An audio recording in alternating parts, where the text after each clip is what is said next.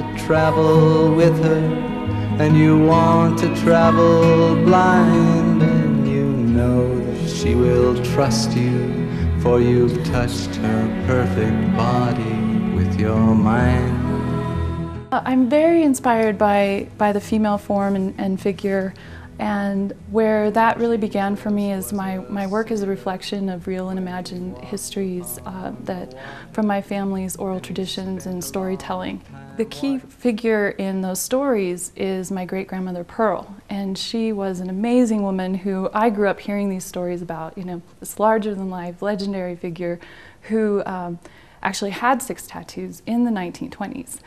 And, you know, so this is a really great part for me to enter into the work. In the tattoos represent these stories that I'm telling. And some of the stories represent her life and her stories, and some of them represent more of what I'm interested in, you know, today. And for instance, this painting it's called A Gypsy Told Me, and this is how I think about the stories and in their relation to the work. And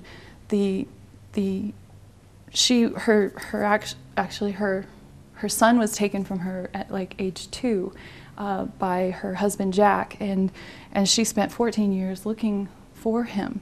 And she went to a carnival.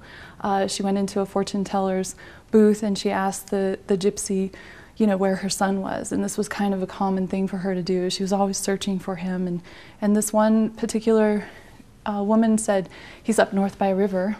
And, you know, just like this light went off, and she knew right where he was. She left there, went north, and actually ended up finding him. He was 16 years old. And so the reason this painting is you know, a little bit lighter in color, and the sea has a little bit of activity, and it's just a hopeful moment.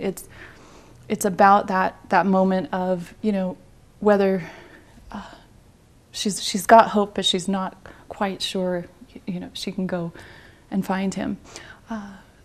So I wanted to tie in the story of the gypsy and the emotion that those moments have for us, and I think everyone can relate to this idea of whether it's in the past or in the future.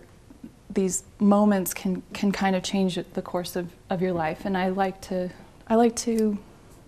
sort of contemplate those, and my work becomes kind of this inner maze of contemplation. And the horizon line actually represents the unattainable, and it's in all of my work. When my show is hung, all of the horizons will line up on the same plane, and it's a little bit about the unattainable and that idea of thinking to the past but not forgetting it, and looking to the future but remembering, you know, where you come from. It's called A Long Swim Home, and that's a saying of Pearl's. She had the opportunity to go to China and dance with a dance company, and at that time in the 20s, a lot of dance companies would go broke, and they would actually end up, the girls would end up stranded in these foreign countries. And so her saying was, no, I'm not going, it's a long swim home. So I kind of reflected on that saying, and then I've applied it to where I'm at in my life right now.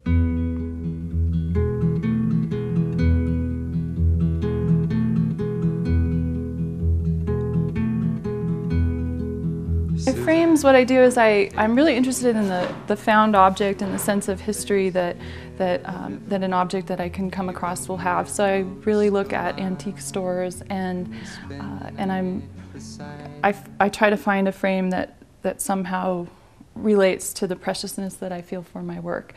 So I'll find a frame. A lot of times they're, you know, not in perfect condition, so I spend a lot of time restoring them, and I paint them gold, and then I actually gold leaf all of the raised portions that I can, and then I whitewash it and then seal the whole thing.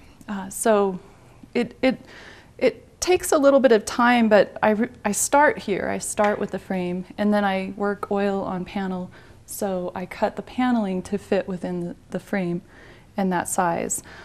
So it's really the beginning point for me, and yeah, just the last thing I'll end up tying up today. Suzanne takes you down to her place near the river. You can hear the boats go by. You can spend the night beside her, and you know that she's half crazy, but that's why you wanna be there. I think my work has that underlying theme of being interested in the female figure and the stories told through the tattoos. It's very idealized, and that's how I think of these memories that have sort of, and the stories that have shaped my identity, and you know, I wonder how much of those have had an impact on who I am today, and I think that by sort of aggrandizing a figure like Pearl, you know, she's always given me permission in the back of my mind to do my own thing, and you know, she was really a pioneer in that area, and so I think in that way, you know, I tend to celebrate her and put her in this precious frame.